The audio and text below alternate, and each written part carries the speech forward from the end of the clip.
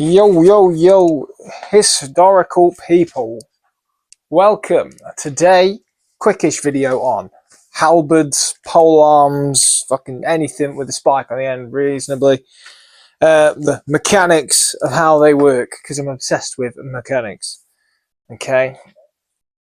Basically, anything like this, right? This is a 3-all halberd. I'll just show you nice and quickly. So, this is plastic. As you can see, they've taken as much weight out as possible to make that as close to sparring safe as you can be. Now, it's probably not super historical dimensions and whatever. I think it's quite short for a halberd myself. But whether it's a halberd or something like, bear with me.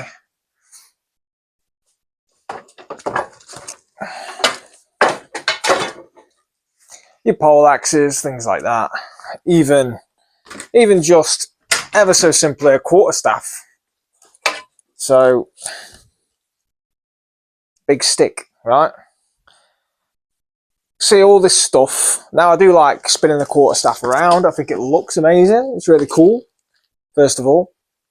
But then I think we kind of attribute to polearms that kind of, they should be really fun and quick, and I don't think that's the case. Like, realistically, this would be a huge chunk of metal, and that would mean this is very heavy. Obviously, if I'm holding it by the head here and I've got that leverage, wouldn't be too bad. But you see a lot of people taking them here and swinging them around like this, and although you could do that, like there's not going to be much recovery. Okay, it's going to be a lot heavier than you think. And then trying to recover that and do anything useful with it, there's not much point, not really. And when you think about it, you know, if you're there and you've got mates either side of you, you don't want to be wanging it around like an idiot, okay? Personally, if this was any heavier than it is now, I'd just be dropping it onto people. Like, if you're fighting... So one thing about any pole weapon, any sort of longer weapon like this or a spear, is it's always going to be a spear first. Even if like some kind of like glaive type situation or whatever, it's a spear before it's anything else. Look at that jock off spike I've got on the top. Why am I not using that? Okay, because I can still, even though it's going to be heavier, I can still send a thrust in quicker than almost anything. Okay, even if it is heavier and I'm using both hands, it's still really quick and easy to drop that point in. Now, if I miss, I drop that point nice and high, I can just chop downwards with that and use the weight of it.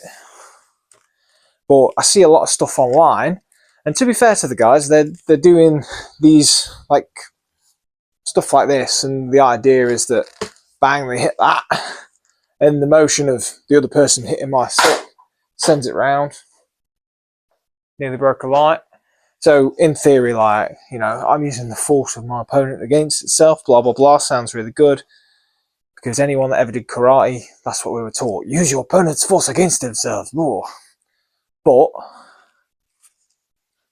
why? When I've got that, I can just go, shut up.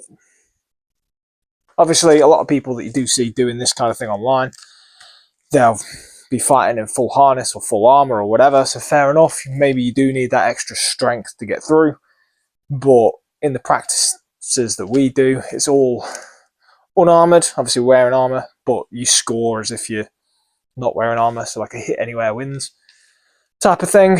But also just in general, the force I create with that spike is still gonna be, you know, pretty strong and pretty effective, compared to maybe missing and then completely being without my weapon. Okay, because if I miss a thrust here, my recovery time, I'm virtually still in guard, okay?